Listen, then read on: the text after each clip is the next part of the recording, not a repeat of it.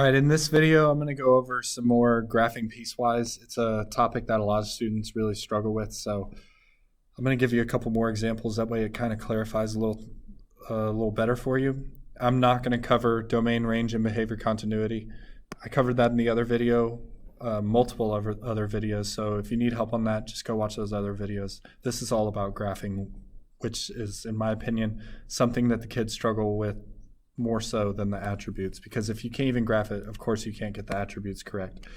All right, this first one, this first section of line blue here, everything less than 1 is going to have a y value of 2.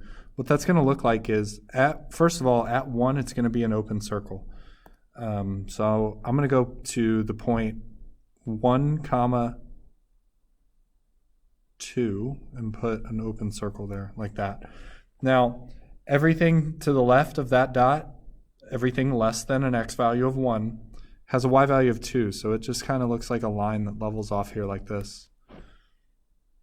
Next up would be this second section of line. And on both of the ends, it's going to have solid dots, solid endpoints.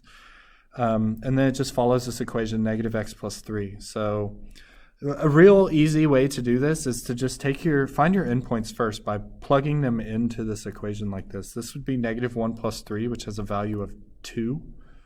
So I know at 1 comma 2 there's a closed dot. So it fills the hole that the other guy left open. Then I would probably plug in 3 as well to find that other endpoint, because I mean this is just a linear function. It's just a straight line. So you could just find the 2 endpoints and then connect the dots. If you plugged in 3, you would get 0. So I know I have a solid dot on 3 comma 0. Now just go and connect the dots. Okay, there's my second section of line. The last section here would be this guy. Everything greater than 3 has a y value of 2. Well, first of all, at this value of 3, it's a open circle. So 3 comma negative 2 is an open circle like this. And then it's saying negative 2.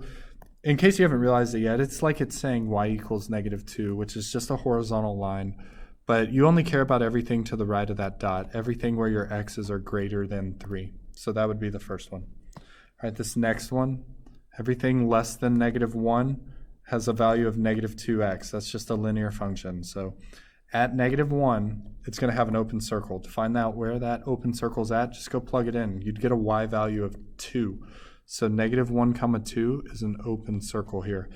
Then this graph is falling from left to right. So as you work your way backwards, you're going to be going up to the left like this. So that's the first section. Second section, this part, has solid endpoints on both ends at negative 1 and at 1. Just plug it in to find out where, or just know what an x squared parent function looks like. It would be here and here, and then it would take the shape of the quadratic there. Okay, and this last one, negative 2 and everything is greater than 1 on your x. So it's an open circle there, first of all, because of that symbol. So at 1, negative 2, it's an open circle. And then it's just a flat line going, it's a horizontal line at negative 2, but you only care about what's over to the right because those are your x values that are greater than 1. So that's the second one. The third one, this is a absolute value function with kind of a vertical stretch to it. So the first thing I would do is I would find this endpoint by plugging in a value of 1 right here. So that's going to look like the absolute value of 4, which is 4 times 3 halves is 6. So 1 comma 6 up here, you're going to have a closed circle. Now this one's kind of tricky because you have to know really what absolute value looks like. This right here is indicating a horizontal shift left 3 units. So that's kind of like your HK here. Then you could just connect these 2 dots, and the other side of the absolute value would take that same slope of 1.5 and just continue going that way. So that's this first section of line. The second section of line, this right here, first of all, it's an open circle on the endpoint at 1. And if you plugged in 1, you'd get a y value of 0. So 1 comma 0 has an open circle there. Now it's just negative x slope on a linear function, so just go down 1 over 1 continuously like this, And that's what your line would look like. Okay, this third or the fourth one here. First of all, at -1, it's a closed circle. Plug in -1 to find out where that closed circle's at. It's at a value of 3. So 1 comma or -1 comma 3 has a closed circle. Now, this is another absolute value function where it just shifted left 2 units. That's your HK is -2 comma 0 right here. Connect these dots, keep the same slope going the other way. There's that section of line.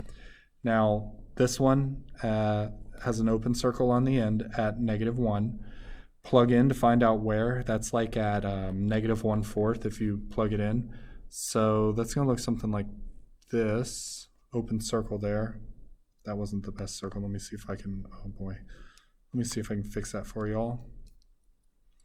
We'll call it here. It's almost on that x-axis, but not quite. And in terms of what this looks like, it's just a quadratic that got reflected across the x-axis and then kind of vertically compressed. So you're going to go and you're going to touch the origin at 0, 0, and then you're going to just make a really wide parabola like that. Why it looks so weird is because it's missing this part over here, because it got cut on the domain. Okay, this next one, I'm sorry, let me color code it, keep it nice and neat. The fifth one here, at 0, it's an open circle. So plug in 0 to find out where, that's at 2. So 0, 2 has an open circle. Now this one's weird because it's a greatest integer function that is coming down. So basically you can kind of think of it like this. If this greatest integer had been normal, it would have been a solid dot here and an open dot there. And then you would have gone up 1, open, and then to the left of that a solid dot, and so on and so forth like this.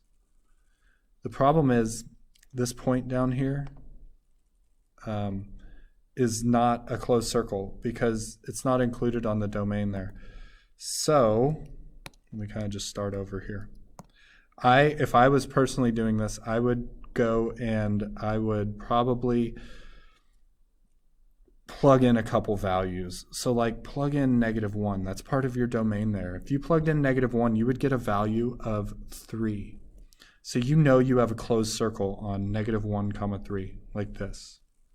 Well, greatest integer function, you know that this negative just turned you down instead of going up, but the open circle is still on the right of that. So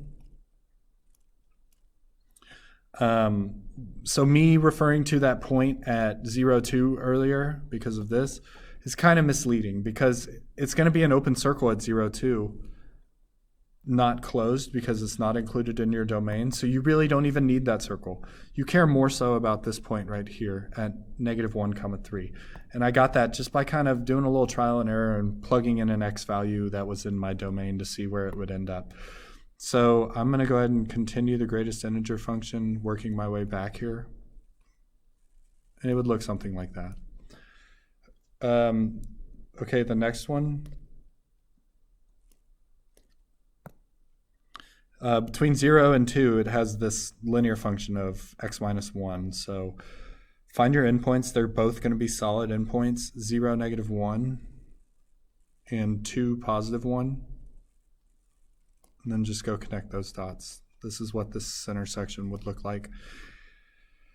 The third one is just a flat line, y equals -3 for everything greater than 2. It's going to be a open circle at the value of 2, -3 here. And then it's just everything is holding at -3 as you go to the right, like that. So that's the first page. Now let's work on the second page. This first one is kind of weird because you don't come from -infinity like the other ones did, so you're not going to have like an arrow on that, which means you're not going to have any end behavior to the left either. But go find out where that endpoint would be. So I would plug in -3 here. You would get -1 cubed, which is -1, plus 2 makes it +1. So -3, +1 has a solid dot like this. Now find your other endpoint by plugging in -1 here. So you would get -1 plus 2, which is +1. Cube it, it's still 1, plus 2 is 3. So negative 1 comma 3 has a, it won't let me write, I have to move it. Negative 1 comma 3 has a closed circle there. And this is a cubic function with a hk with a point of inflection at negative 2 comma 2. So its point of inflection is here. So when you actually graph this function, you need to make it take the shape of a cubic, kind of like that. It would look like this if it didn't get cut at negative 3 and negative 1. All right, so that's the first section there. And then everything greater than negative 1 has this equation of x squared plus 1. So go find out that your endpoint is an open circle, first of all, and plug it in to find out where. You would get negative 1 squared, which is positive 1, plus 1 is 2. So at negative 1, 2, right here, I have an open circle. And then this quadratic is just a normal parent function quadratic with a vertical shift up 1. So that means the vertex is right here at 0, 1, because it got shifted vertically by 1. So just make it take the shape of a quadratic right there, and that should be good enough. Okay, number 7 here has a negative root function, which is, again, it's just going to look down like that. And then it has a greatest integer function. So let's approach the negative root first. Plug in negative 1, you would get a value of 0, and you have a closed circle there. So negative 1 comma 0 has a closed circle. And then at 3, if I plugged in 3 here, you would get negative 2, and it's an open circle there, like that. Then just make it resemble the greatest integer, the negative root function. Okay, and then there's a greatest integer function for everything that's greater than 3. So if you look closely, 3 is not in your domain, so pay attention to that. Well, greatest integer function, if you plugged in 3, would spit out a value of 3. And it should be a closed dot there and then an open one after that. And then it would take the greatest integer thing. The only thing that's different is at 3, 3, it's no longer a closed circle. It's just an open circle. It's still going to have an open circle to the right of it. And then up above that, you would start your closed circle like this. It's just because they did not include 3 in your domain that first circle's not closed. It's kind of weird looking, I know. Okay, this next one is a cubic function for everything less than 1. So there's no shift or anything on this cubic function. If you plug in 1, you get a value of 1. So that means there's an open circle here at 1, 1, and then it just takes the shape of a cubic function like this. So if it didn't get cut, it would have looked like that, like kind of going up with a spirally motion. Now the second part is a negative root again. So again, negative root swings down to the right like that. Plug in your 1 to get your endpoint, you would get 3. It's also your kind of starting point for this. You could have also gotten it from your shifts here, right 1 up 3. And just make it resemble a negative root function like this. Okay, moving on, number 9. The first part's irrational. So irrational looks like this by default. And basically, you're only going to care about the left half of that because it's everything less than 0 on your domain here. So it would look something like this.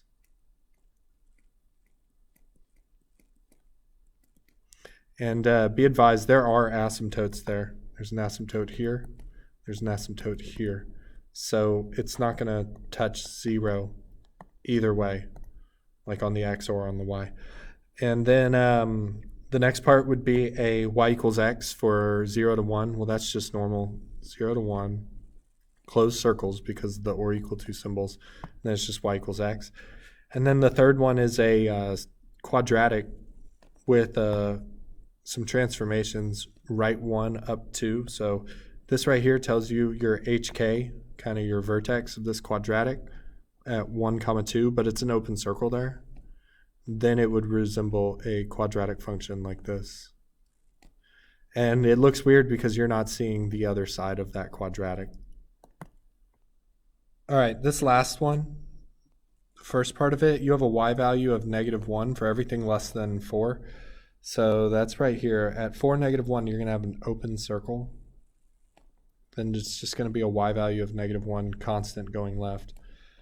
Next would be a greatest integer from 4 to 5. Well, they included 4 as part of the domain here, so that's actually very helpful for us because we can put a solid dot there.